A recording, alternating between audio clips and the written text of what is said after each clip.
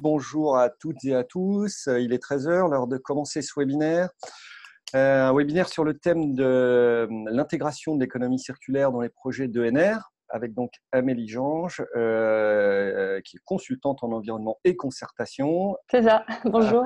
Donc Amélie, on est ensemble jusqu'à 14 heures, donc voilà, je te laisse la main et je te laisse présenter ce joli sujet.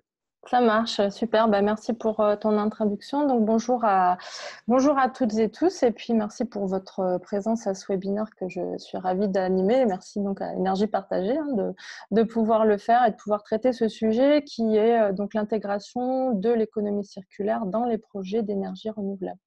C'est un sujet qui s'inscrit vraiment dans le tournant actuel que prennent les territoires et tous les acteurs des territoires sur la gestion des besoins, mais sur également leur subsistance et leur développement. Et c'est un réel sujet d'actualité parce qu'il y a pas très longtemps se sont tenues les rencontres nationales de l'ingénierie territoriale à Dunkerque, et le sujet portait sur l'économie circulaire.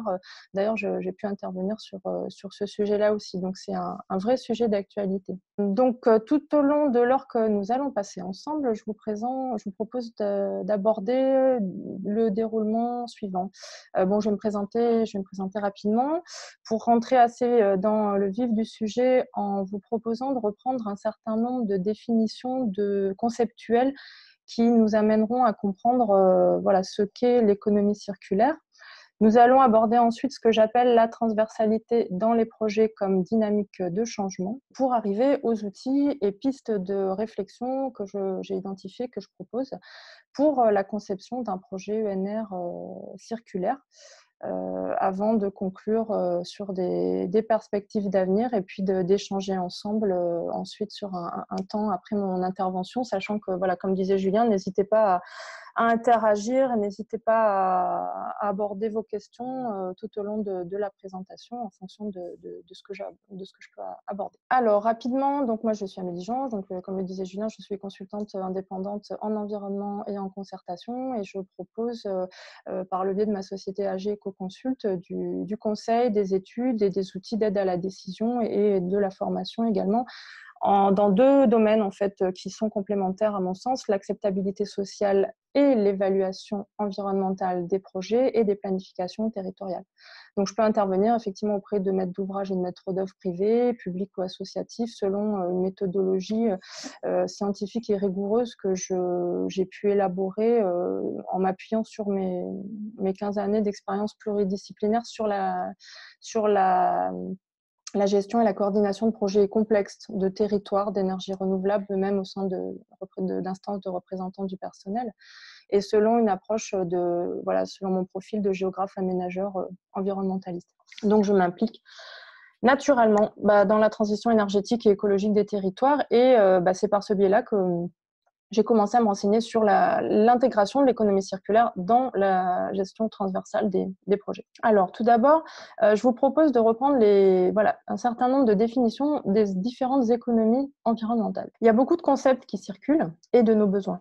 C'est une notion qui s'est imposée à la suite de la prise de conscience progressive depuis les années 70 de la finitude écologique de la Terre, qui sont liées aux limites planétaires sur le long terme. Et donc, à nouveau, c'est la première fois également qu'apparaît la notion de durabilité de nos ressources. Donc, vous connaissez le schéma du développement durable, qui s'appuie sur les trois piliers écologiques, économiques et social. Donc, le pilier écologique et le pilier économique provoquent un développement viable. Le pilier social et le pilier économique impliquent un développement équitable.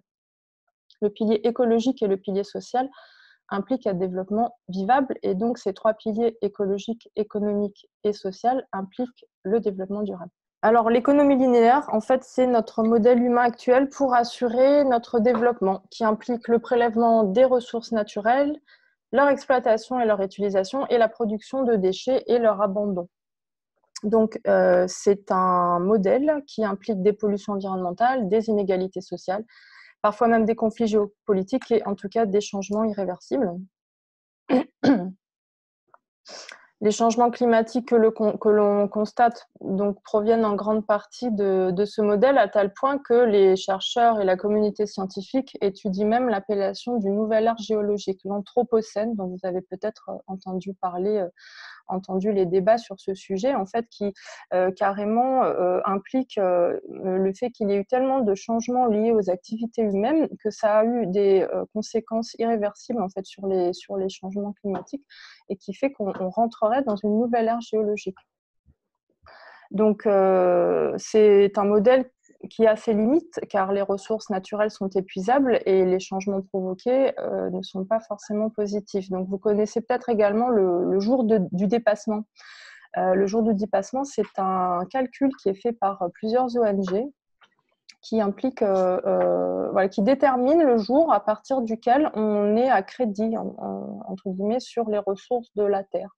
C'est-à-dire qu'on a, jusqu'à ce jour-là, on a épuisé toutes les ressources sur une année que la Terre est capable de nous apporter. Donc, pour information, en 2016, c'était au 8 août. Là, en 2019, au niveau mondial, ce sera le 1er août. C'est différent en fonction des pays industrialisés, des pays émergents. Au niveau de l'Europe, cette année, on était au 10 mai. Donc, c'est vrai qu'on se rend bien compte qu'on ne peut pas continuer à fonctionner avec les besoins sur une planète et demie pour nos ressources et notre développement. Voilà. Alors, maintenant, on en arrive effectivement à l'économie circulaire. Basée sur ce constat, est apparu un nouveau modèle économique qui vise à découpler la croissance économique de l'épuisement des ressources naturelles et des impacts sur l'environnement, et par deux principaux mécanismes. Donc, le premier mécanisme, c'est repenser nos modes de production, consommation pour consommer moins de ressources et protéger les écosystèmes qui les génèrent. Et le deuxième, c'est optimiser l'utilisation des ressources qui circulent déjà dans nos sociétés. Alors, je vous propose une courte vidéo. Donc, on va essayer de la faire fonctionner. Alors, il faudrait que tu prennes le lien. Voilà, normalement, tu peux cliquer dessus. Qu'est-ce constitue la nourriture du monde? Ah, voilà, très bien. L'énergie provient du soleil. Les organismes se développent et meurent. Les nutriments retournent simplement à la terre. Et ça marche.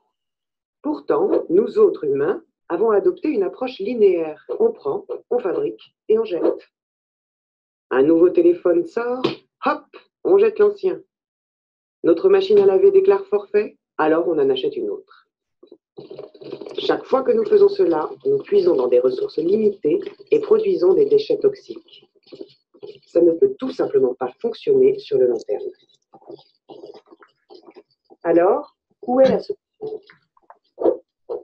Si nous acceptons que le modèle naturel fonctionne, pouvons-nous changer notre façon de penser de manière à adopter une économie circulaire? Commençons par le cycle biologique.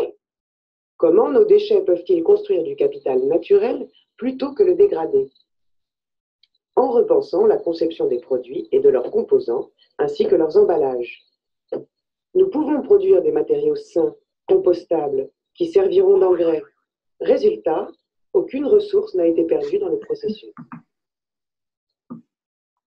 Alors qu'en est-il des machines à laver, des téléphones portables, des réfrigérateurs, des consoles qui ne sont pas biodégradables? C'est là qu'intervient l'autre idée importante.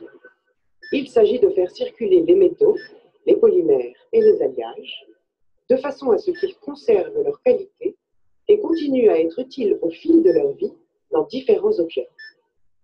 Et si les produits d'aujourd'hui devenaient les ressources de demain? D'un point de vue commercial, c'est tout à fait sensé. À la place de la culture jetable à laquelle nous nous sommes habitués, nous adopterions un modèle de régénération où les produits et leurs composants seraient conçus pour être désassemblés et recréés. Une solution serait de revoir notre conception de la propriété. Et si nous ne possédions pas véritablement nos produits?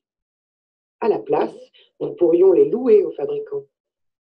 Maintenant, mettons ces deux cycles ensemble. Imaginez qu'il soit aisé de rendre les objets à leurs fabricants. Leurs matériaux techniques seraient alors réutilisés et leurs composants biologiques pourraient être valorisés dans l'agriculture. Et imaginons que ces objets soient produits et transportés à l'aide d'énergies renouvelables. Nous aurions alors un modèle prospère sur le long terme. Et la bonne nouvelle, c'est qu'il y a déjà des entreprises ayant adopté cette façon de procéder. Mais Mais une économie circulaire, ce n'est pas l'affaire de fabricants ou de produits isolés. Pour que le modèle fonctionne, il doit s'appuyer sur un réseau d'entreprises interconnectées, formant une infrastructure. L'énergie a également une grande importance. Il s'agit ni plus ni moins de la refonte du système. De nouvelles perspectives et horizons s'ouvrent à nous. Plutôt que de subir les limitations du présent, en combinant créativité et innovation, nous pouvons réellement repenser et redessiner notre avenir.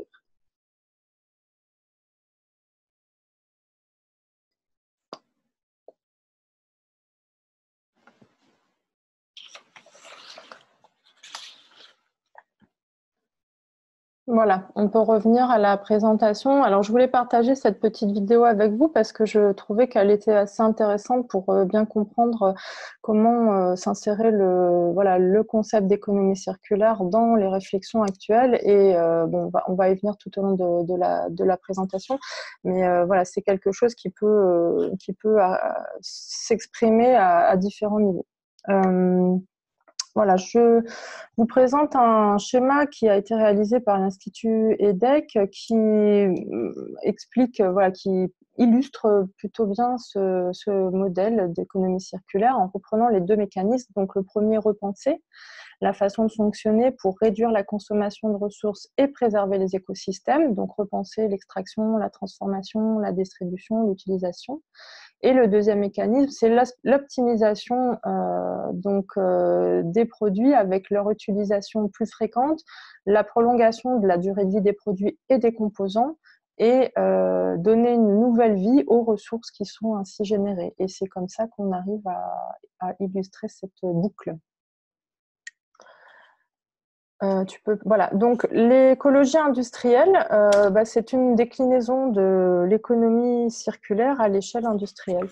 En fait, cette écologie vise à optimiser l'utilisation des ressources par les entreprises industrielles d'un territoire en s'inspirant des cycles des écosystèmes naturels. Donc, elle met en place des échanges et des synergies de flux de matière, d'énergie ou de ressources entre plusieurs entités. Et la mise en valeur de ces sous-produits, résidus ou de l'énergie disponible permet ainsi un gain environnemental tout en présentant les nouvelles occasions d'affaires pour les entreprises qui sont en réseau. Et donc, en illustration, en France, par exemple, les contrats de transition écologique sont un exemple de mise en œuvre de l'écologie industrielle avec des initiatives locales de territoires en reconversion, par exemple, qui vont proposer des projets avec des acteurs économiques et institutionnels et les collectivités en réseau, des dispositifs qui sont accompagnés par l'État et donc qui permettent de mettre en œuvre en fait un nouveau modèle, un nouveau fonctionnement. On peut passer. Alors, l'économie bleue, je voulais vous en parler parce que c'est un concept intéressant également qui est proposé par un entrepreneur belge, Gunther Pauly, dont vous avez peut-être déjà entendu parler, qui propose un concept ouvert et évolutif et qui s'inspire de la nature pour changer la règle du jeu des affaires en accroissant les activités sur les territoires. Donc, il se positionne à l'inverse de ce qu'il appelle l'économie rouge, qu'on peut considérer comme actuelle, qui emprunte à tous et tout le monde sans avoir cette notion de durabilité pour l'avenir, qui est en marge de l'économie verte, qui selon lui peut exiger de nouveaux investissements pour l'obtention de résultats pour la préservation de l'environnement, et donc qui propose une façon d'entreprendre les projets de la même manière que les écosystèmes, c'est-à-dire en redistribuant l'énergie et les ressources pour créer de la valeur, par la multiplication des échanges et générer des revenus et des emplois. L'économie bleue, d'ailleurs, s'appuie sur le biomimétisme. Donc justement, le biomimétisme, c'est une approche scientifique novatrice qui consiste, comme on le disait, à imiter les inventions efficientes de la nature pour les adapter aux besoins des humains et innover durablement. Les solutions sont dans la nature, car la nature sait s'adapter à sa propre évolution. Il y a un ouvrage très intéressant sur le biomimétisme de Janine Benyus que je vais citer, qui expose le comportement exemplaire de la nature, qui dit que donc, l'énergie solaire est la source d'énergie principale. La nature n'utilise que la quantité dont elle a besoin. La nature adapte la forme à la fonction. Elle ne jette rien, mais elle recycle tout. La nature parie sur la diversité et sur les complémentarités et elle travaille à partir des expertises locales. Elle limite les excès de l'intérieur et elle utilise les contraintes comme source de créativité. Donc, elle est efficiente par rapport à elle-même. Et on parle de cette approche novatrice pour nous, mais c'est vrai que bon, ça fonctionne depuis toujours de cette façon-là dans la nature. Donc maintenant, c'est intéressant de pouvoir prendre des exemples et c'est déjà le cas. On peut passer à la diapo suivante. Rapidement, donc la nature inspiratrice est formidable exemple de fonctionnalité. Donc, j'ai repris une petite citation qui date un peu, mais qui est intéressante parce que dès les années 90, donc des experts sur l'énergie, sur l'environnement, lors d'un atelier aux États-Unis pour la protection de l'environnement, constataient que le secteur de l'énergie était probablement celui qui contribuait le plus à la dégradation de l'environnement. Donc effectivement, bon, depuis, heureusement, on avance, mais il y a encore du travail à faire puisque l'énergie était très carbonée. Donc aujourd'hui, on a des objectifs d'atteinte d'énergie décarbonée. À partir d'énergies renouvelables notamment. Donc c'est d'autant plus important de pouvoir allier en fait les principes de l'économie circulaire dans le développement des énergies renouvelables. Donc voilà quelques petits exemples de fonctionnement de la nature sur lesquels s'inspirer. De la lumière à la vie, c'est recueillir l'énergie à la manière d'une feuille qui fait la photosynthèse, adapter la forme à la fonction, tisser des fibres à la manière d'une araignée de sa toile, piéger et fixer le CO2 à la manière du développement des coraux dans la construction des récifs. Donc je ne rentre pas forcément plus dans le détail biochimique de tous ces fonctionnements, mais en tout cas, les experts et ingénieurs travaillent sur ce type de fonctionnement pour adapter voilà, des préceptes vraiment innovants dans la gestion de nos activités. Donc voilà les définitions que je souhaitais reprendre avec vous pour bien se situer et bien comprendre le concept de base et les mécanismes de mise en œuvre de l'économie circulaire par rapport à l'économie linéaire. Donc j'en arrive maintenant à vous proposer d'aborder la transversalité dans les projets comme dynamique de changement. Donc tout d'abord, il est très important d'avoir une bonne connaissance de toutes les étapes de réalisation d'un projet d'énergie renouvelable. Donc à savoir le développement, la construction, l'exploitation, la maintenance des installations, le suivi environnemental, la gestion des déchets, etc. Parce que ces étapes vont générer des besoins différents mais interreliés. Le développement, par exemple, implique des études réalisées sur le terrain, des rapports d'études qui sont générés, des ressources humaines mobilisées. La construction va générer la mobilisation de ressources matérielles et immatérielles pour la construction, l'utilisation des matériaux de chantier. L'exploitation des installations va permettre la production d'électricité qui est gérée, destinée à une utilisation par le réseau national ou consommée directement d'ailleurs, et va impliquer un suivi important. La maintenance des installations va impliquer la réparation de composants usagés, la gestion des déchets va impliquer le recyclage, etc. Donc toutes ces différentes étapes vont avoir des besoins particuliers à chacune d'entre elles, mais qui sont quand même liés les uns aux autres. Alors en identifiant les besoins nécessaires à chaque étape, on peut anticiper la réponse à y donner. Le contexte réglementaire qui évolue aussi très rapidement, donc on constate que les politiques ont de plus en plus conscience qu'il faut agir en profondeur et repenser nos modes de fonctionnement. D'ailleurs, il y a un projet de loi sur l'économie circulaire qui est en cours de discussion. Il y a même une initiative française qui propose pour la première fois dans le monde une norme expérimentale d'intégration d'économie circulaire dans les modes de fonctionnement d'une structure ou dans le management de projet. Cette norme aura d'ailleurs très probablement vocation à devenir certifiante et donc gage d'une valorisation d'un modèle qui sera devenu vertueux, donc au contraire du modèle linéaire dans lequel nous nous trouvons, à savoir l'extraction des ressources, leur utilisation et jeter les déchets résiduels sans les réutiliser. L'évaluation environnementale des projets est très importante. Elle permet de consulter toutes les parties prenantes et d'analyser les impacts des projets sur les territoires en amont pour les intégrer au mieux. Donc, à mon sens, c'est une base de travail très importante sur laquelle s'appuyer pour bien anticiper les besoins grâce à une bonne connaissance du terrain et des acteurs locaux, d'où l'importance des études réalisées en amont. Je vous propose de prendre l'exemple du passage en ICPE de l'éolien comme évolution réglementaire pour illustrer la transversalité des projets et des installations. Ce passage en ICPE de l'éolien a impliqué de nouvelles obligations réglementaires pour les porteurs de projets, les exploitants. En effet, notamment au niveau des mesures et des suivis environnementaux, ceux-ci ont… Amélie, deux secondes juste pour ceux qui ne sont pas spécialistes de l'éolien, l'ICPE. ICPE, installation classée pour la protection de l'environnement. Voilà, désolé. Effectivement, donc jusqu'à 2011, l'éolien n'était pas. C'est un statut réglementaire en fait.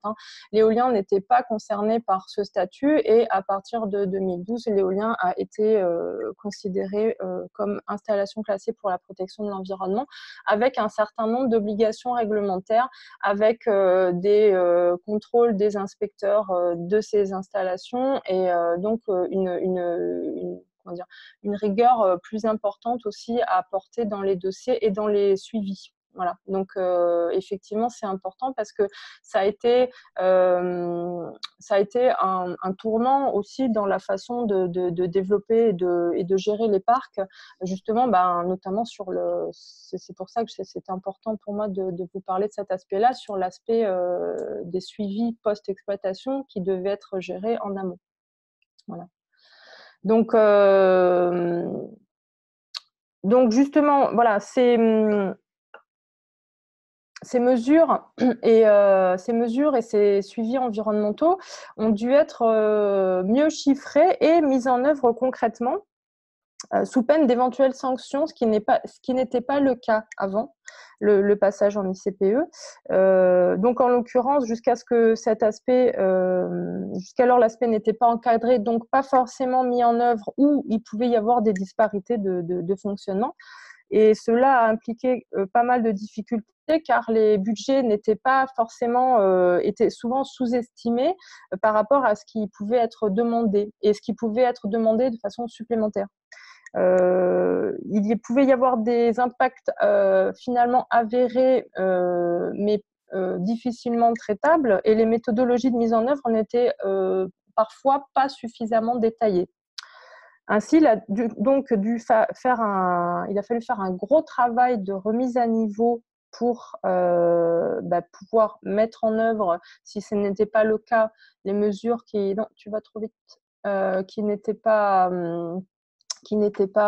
faites, pour ensuite analyser les retours d'expérience en phase d'exploitation et pouvoir ensuite les valoriser pour les utiliser en phase de développement de nouveaux projets, en suivant notamment la séquence éviter, réduire et compenser. Donc la transversalité a été essentielle pour l'amélioration des pratiques. Les retours d'expérience ont permis de mieux évaluer le coût de ces mesures, qu'elles soient réglementaires, donc suivi ICPE obligatoire, ou qu'elles soient adaptées au projet selon la séquence ERC. Et donc, ça représentait un risque moindre également et une meilleure anticipation des budgets pour les porteurs de projets. Donc, ce qui est très important parce que ce genre de choses se fait sur la durée d'exploitation des parcs. Voilà, donc il est, comme je disais, il est très important de pouvoir analyser les retours d'expérience de l'exploitation, de la maintenance d'installations existantes pour valoriser les bonnes pratiques et améliorer les moins bonnes. C'est à ce niveau-là que commence d'ores et déjà cette vision transversale des projets. On se rend compte parfois en interne que bien souvent, des services spécifiques restent cloisonnés entre eux avec leurs propres contraintes, par exemple des contraintes réglementaires en phase de développement, des contraintes d'amélioration de production en phase d'exploitation, mais il s'avère qu'en favorisant les bonnes pratiques sur les parcs en exploitation, on peut s'en servir pour mieux développer de nouveaux parcs. Ainsi, on gagne du temps, on gagne de l'argent tout en économisant du territoire et des ressources. Il est également bien important de connaître en amont les activités présentes sur les territoires, leurs besoins et leurs contraintes, car c'est en les identifiant qu'on peut déjà commencer à imaginer les mettre en lien.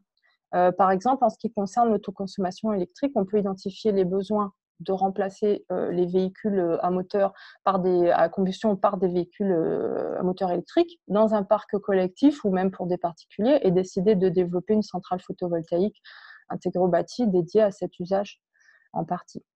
Donc, il est aussi très important de recenser les composants utilisés pour la réalisation de projets. Je vais le détailler un petit peu plus tard. Donc, on peut imaginer d'ores et déjà réfléchir et proposer un modèle de cahier des charges de développement de projets, de bonnes pratiques à destination des maîtres d'ouvrage, afin de les inciter à proposer des projets intégrant une vision circulaire et transversale dès l'amont du projet. C'est donc en s'appuyant sur cette vision transversale des projets de leur début à leur finalité qu'on peut intégrer les principes de l'économie circulaire. Voilà, donc ce qui m'amène à maintenant présenter des pistes de réflexion pour la conception d'un projet ENR circulaire. Il est nécessaire, comme je disais, de bien connaître les ressources et les composants d'un projet ENR qu'on appellerait circulaire, afin de définir en amont les éventuels déchets résiduels et les identifier comme de nouvelles ressources à utiliser. Car, en effet, dans le modèle de l'économie circulaire, les déchets générés par une activité ne sont plus considérés comme tels, mais comme de nouvelles ressources à utiliser par d'autres, ou par soi-même, ou pour répondre à d'autres besoins. Donc, je vous ai pris un exemple assez concret de construction d'un bâtiment agricole photovoltaïque et des déchets générés suite à la construction de la structure. Donc, comme vous pouvez le voir à l'écran, on constate des déchets de différentes sortes. Donc, on a du bac acier, on a des pièces de bois de différentes tailles, on va avoir des pièces métalliques plus ou moins façonnées, de la quincaillerie, du cordage, etc. Ces déchets, ce sont des chutes résiduelles qui ne sont pas valorisées dans les chaînes de recyclage classiques. Donc, la question, c'est qu'en faire à part aller les jeter. Donc, aujourd'hui, leur gestion, elle se fait en fonction des initiatives locales et des possibilités de ce qu'il y a sur le territoire. Demain, il sera important de pouvoir identifier, identifier en amont ces déchets pour les caractériser afin d'envisager leur réemploi en tant que ressources nouvelles. C'est ce qui se passe quand on analyse le cycle de vie d'un produit, même si cette analyse est à considérer dans la globalité du matériau, afin de ne pas oublier d'impact potentiel.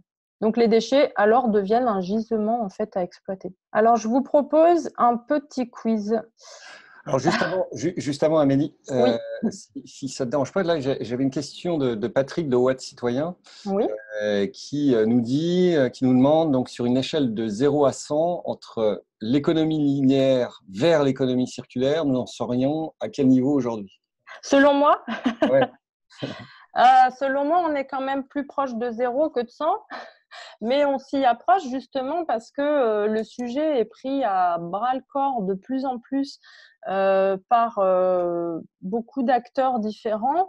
La preuve avec le nombre d'inscrits du webinaire, c'est un sujet qui peut intéresser les gens, les maîtres d'ouvrage. On a encore du travail à faire. Les politiques sont en train de s'emparer du sujet également. Comme je disais, il y a un projet de loi en cours. Il y a une feuille de route qui est transcrite avec les mots économie circulaire dans la loi de transition énergétique 2015. Donc ça va vite quand même. Et de toute façon, il faut que ça aille vite parce que on va pas avoir un discours noir ou négatif, mais on se rend bien compte qu'on peut plus fonctionner comme ça, notamment quand je parlais du jour de dépassement tout à l'heure, chaque année, on est de plus en plus à crédit sur nos propres ressources et ça, tout le monde commence à de plus en plus en avoir conscience. Donc, pour donner un chiffre, c'est pas forcément évident. Je dirais qu'on est plus autour de 20-30.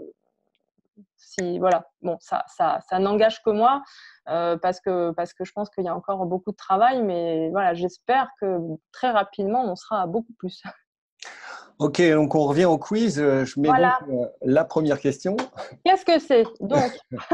Alors, qu'est-ce qu'on fait? On laisse un peu de temps. Oui, s'il y a des réactions, si déjà il y a des propositions, parce que la réponse va venir assez rapidement donc, dans ma présentation. Donc, alors, oui. On nous dit du bois de palette. Tout à fait. Alors, un composteur.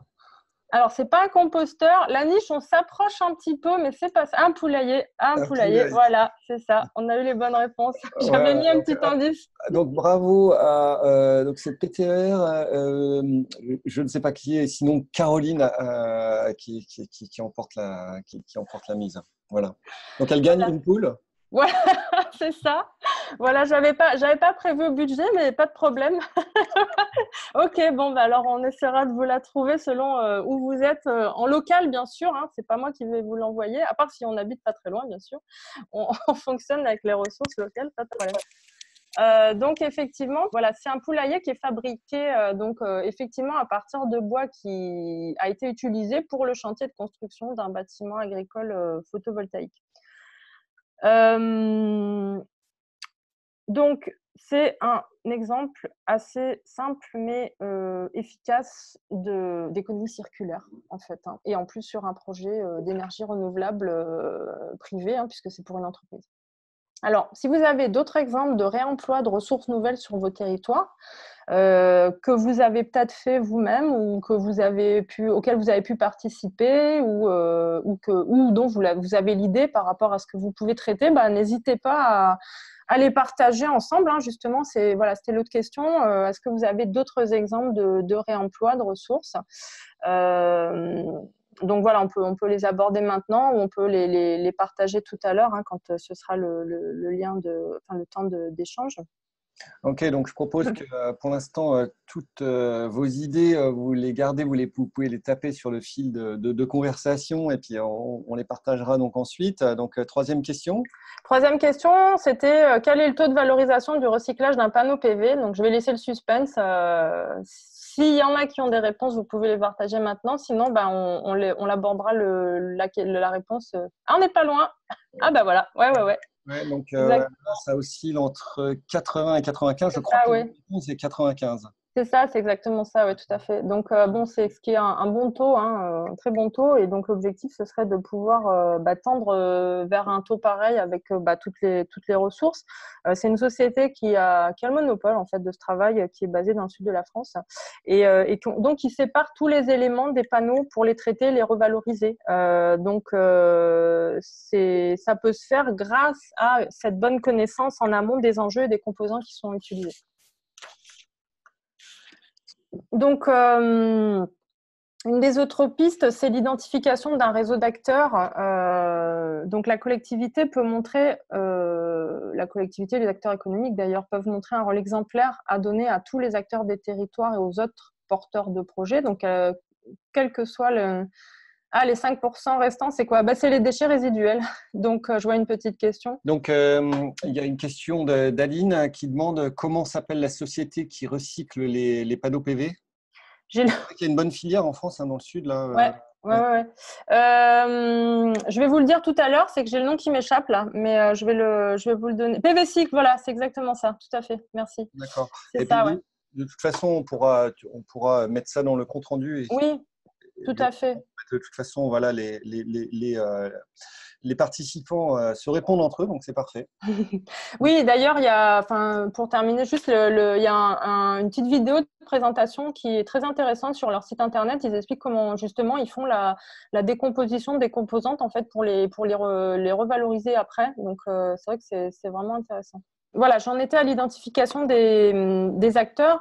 Donc, c'est vrai que c'est très important d'avoir un rôle fédérateur de réalisation d'un maillage de territoire pour mettre les acteurs en lien entre eux afin que puisse se mettre en place l'économie circulaire et que tout le monde s'approprie ce concept. Quand on connaît les composantes de son territoire, des enjeux et des contraintes, on peut alors créer un annuaire d'acteurs ciblés afin que les intérêts de tous convergent, donc que ce soit les intérêts des collectivités, des citoyens, des entreprises, du tissu associatif. On est tous sur un même territoire, donc il est important d'accompagner, voire d'imposer, si possible, en tout cas d'accompagner de façon pédagogique des cahiers des charges demandant à intégrer dès l'élaboration des projets l'identification des matières générées, le sourcing des composants et leur réemploi possible à venir ou dès à présent de leur provenance. il est très important de mettre en place une concertation pour l'accompagnement au changement. L'objectif, c'est qu'on arrive à avoir de la coopération de tous les acteurs.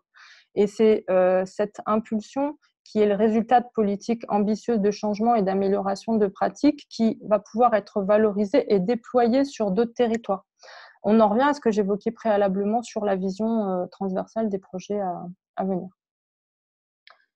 Voilà, donc pour conclure sur quelques perspectives, donc l'avantage de cette nouvelle approche, c'est qu'elle ne s'identifie pas par projet, mais par territoire.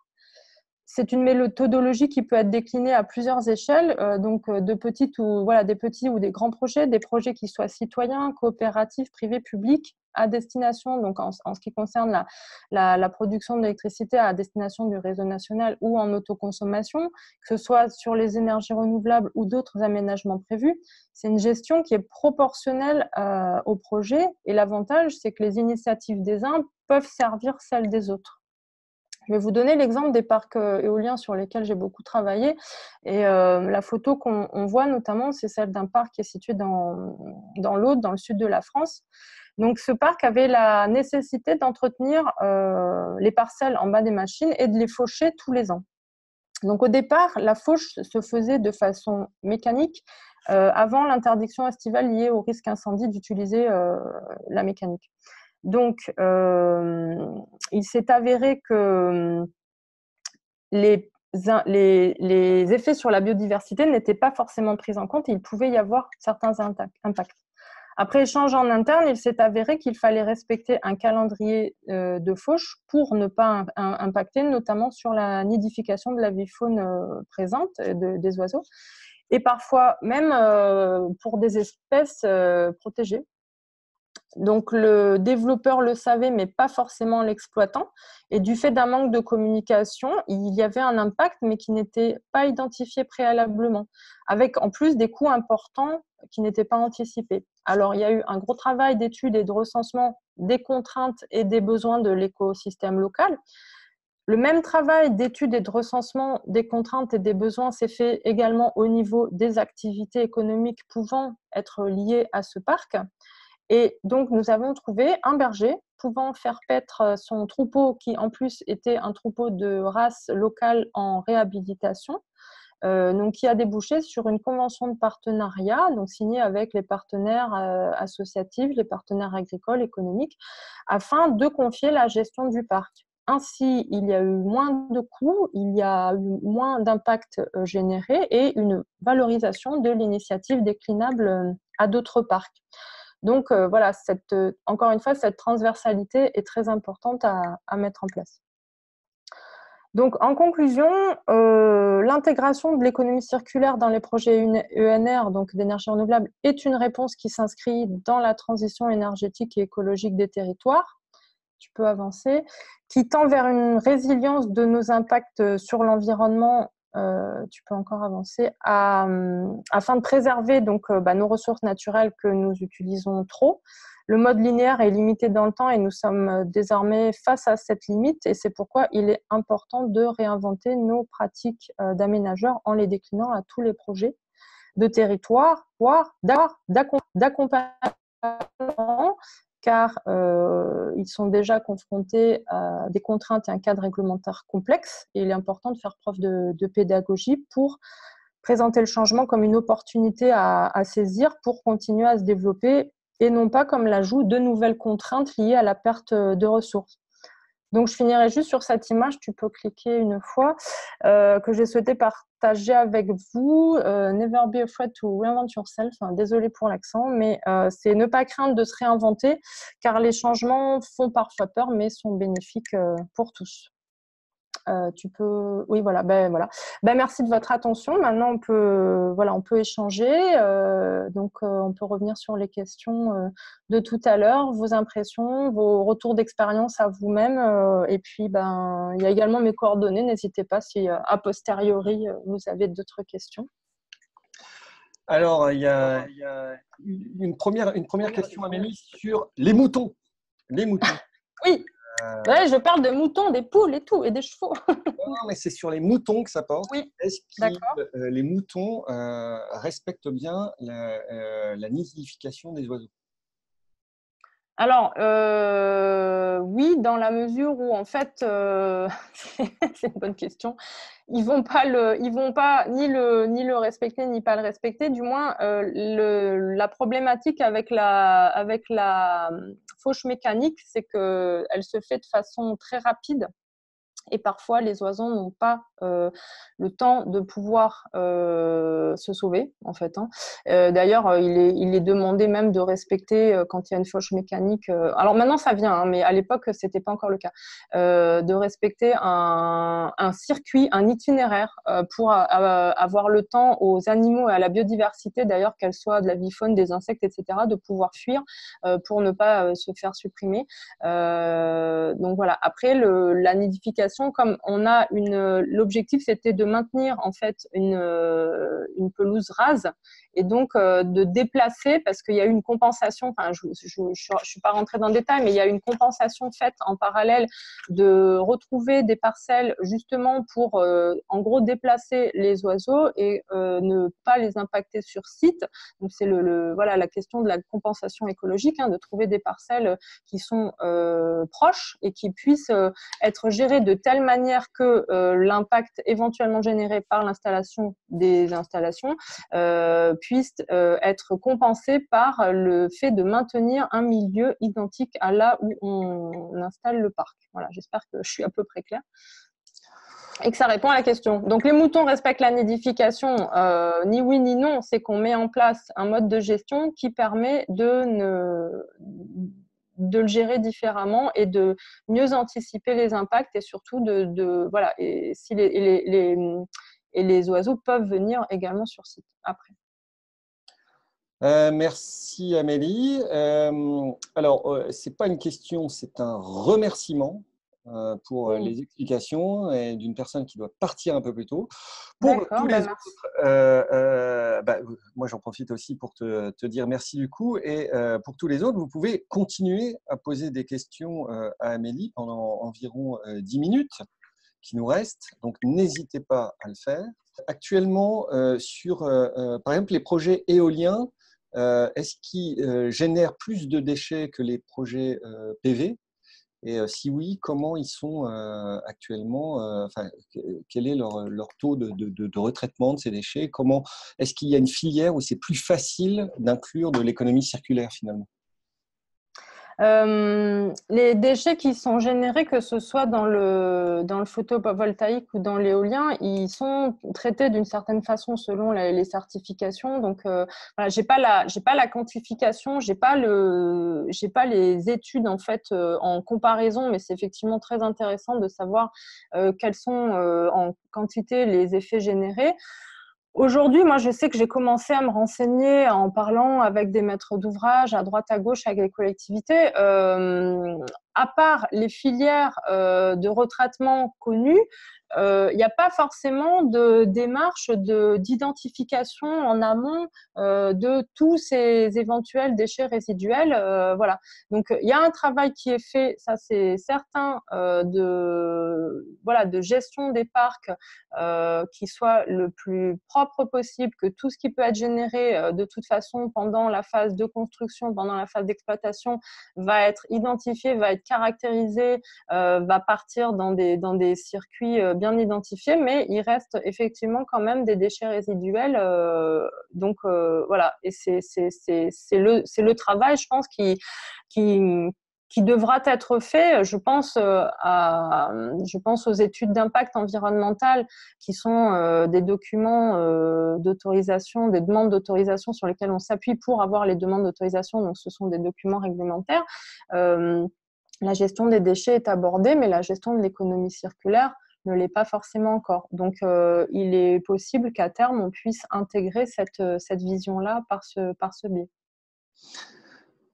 Ok, et donc là, tu as répondu sur les déchets. Je vois qu'il y a pas mal de questions qui commencent à arriver sur le fait d'employer l'économie circulaire. Par exemple, il y a une question dans telle et telle filière. Je vois qu'il y a une justement qui touchait à ça. Est-ce que PV Cycle prévoit par exemple le réemploi de panneaux solaires ou est-ce qu'ils sont systématiquement déconstruits?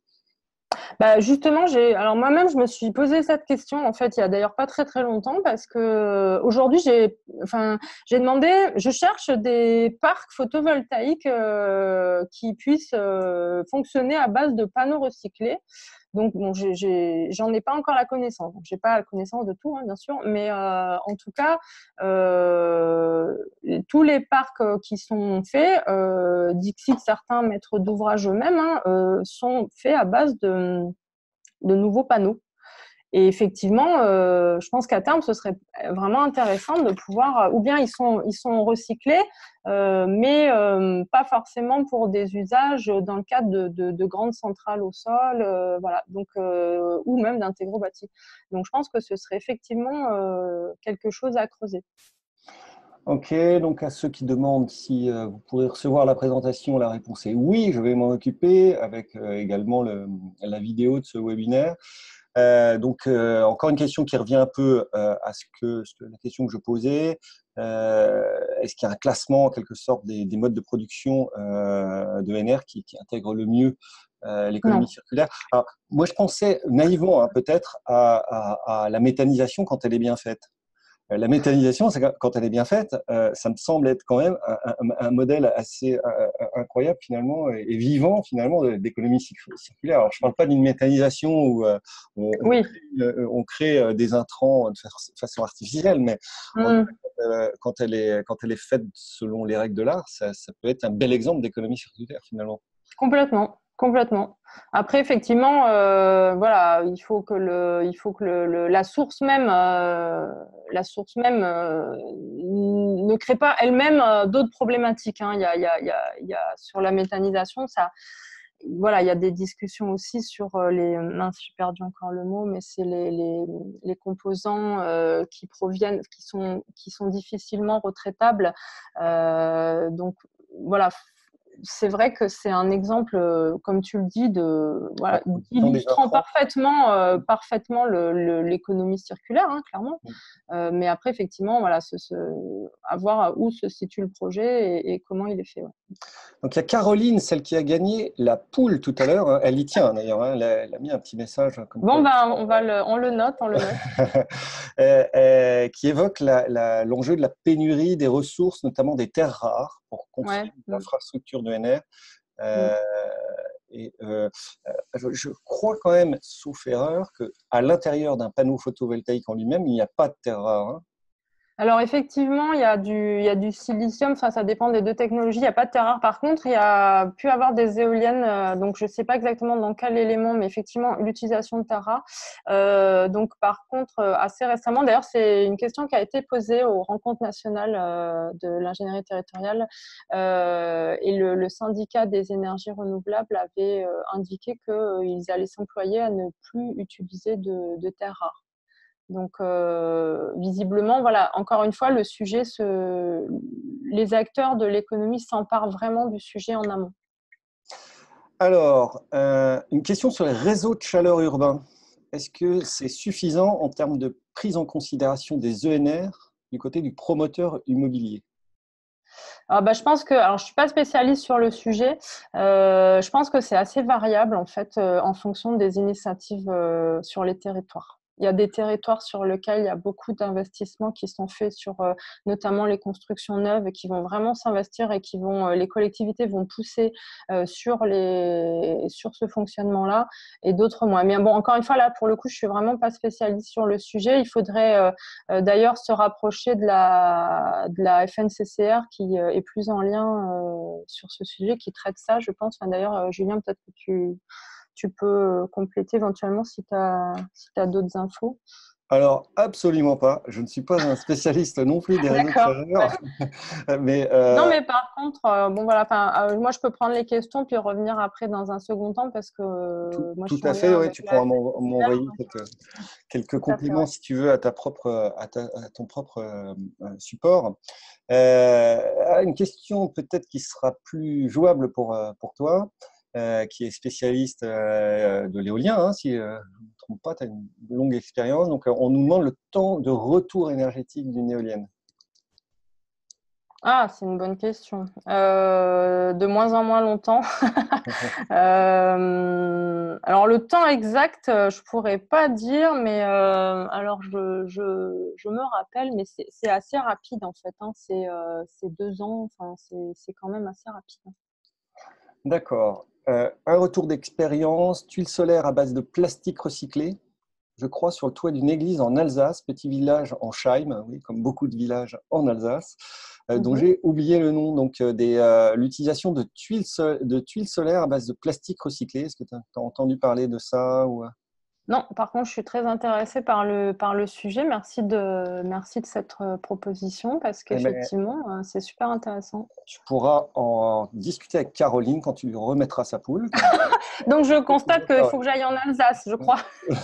En tout cas, Ramener la poule. en tout cas, ça se passe en Alsace, et dans un D'accord. village en Scheim, mais je te déconseille de faire tous les villages d'Alsace qui terminent en Scheim. Parce que, D'accord. Oui, je risque d'avoir un peu de travail dans le coin. Absolument. Y a-t-il des critères spécifiques qui peuvent s'inscrire dans le cahier des charges, comme par exemple l'analyse du cycle de vie?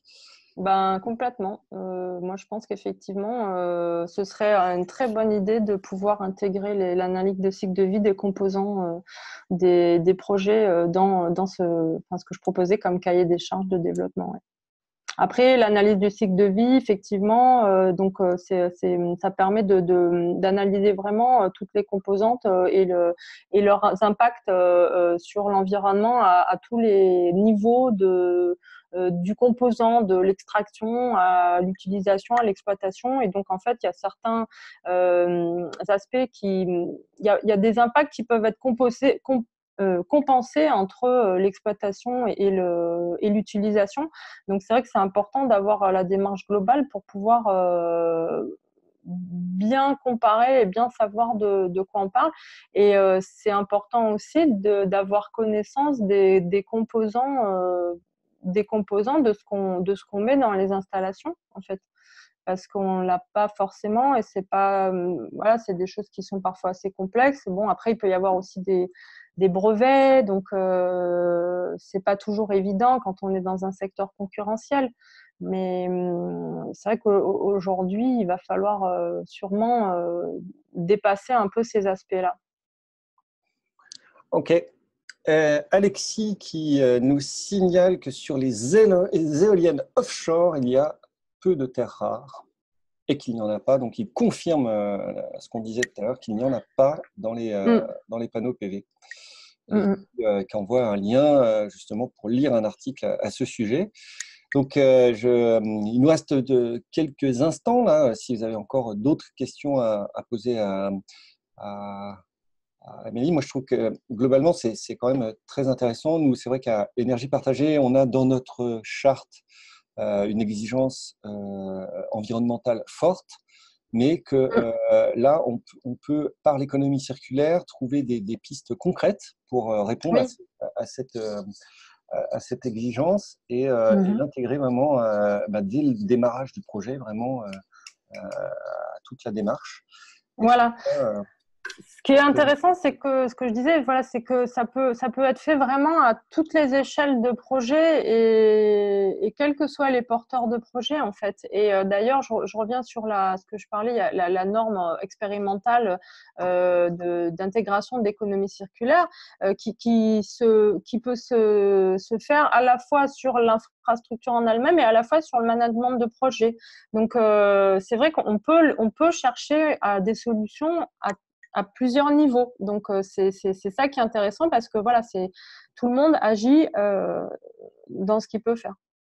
Ouais, et juste aussi une dernière remarque, parce que je suis au courant de ça. Je crois qu'il existe aujourd'hui, tu peux sûrement me le confirmer, un marché de l'éolienne d'occasion. Et nous, on suit quelques projets qui, au lieu de partir sur de l'installation d'éoliennes neuves, vont mettre en place des éoliennes d'occasion, ce qui va permettre de revoir le périmètre de coût, notamment de l'investissement, Oui. et et en plus de ne pas produire de nouvelles.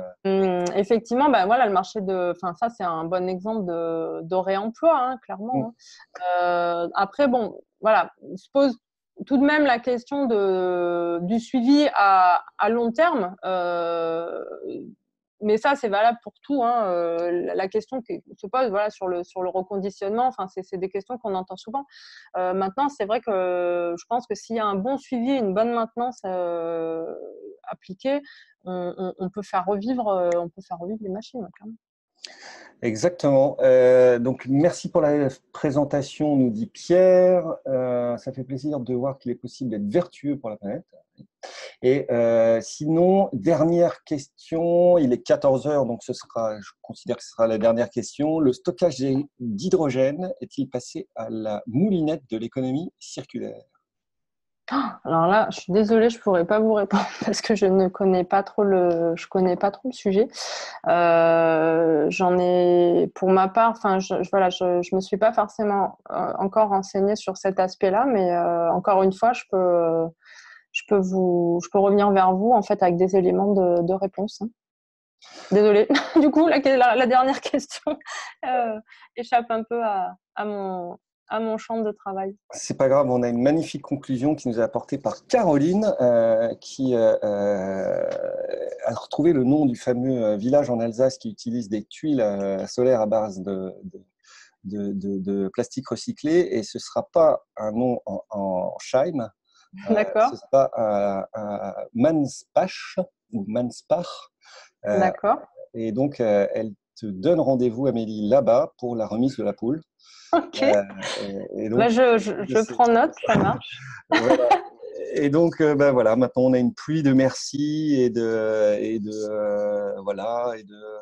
bravo, c'était un sujet important, etc. Donc, très content. Écoutez, merci à tout le monde. Si je peux conclure, merci à tout le monde et merci de votre participation. Et voilà, je pense qu'on est tous acteurs, donc le fait de votre participation le prouve aussi. Donc, c'est encourageant pour la suite. Voilà. Bon, super. Je remercie aussi ceux qui nous ont suivis sur Facebook et je vous dis donc à très bientôt pour un nouveau webinaire.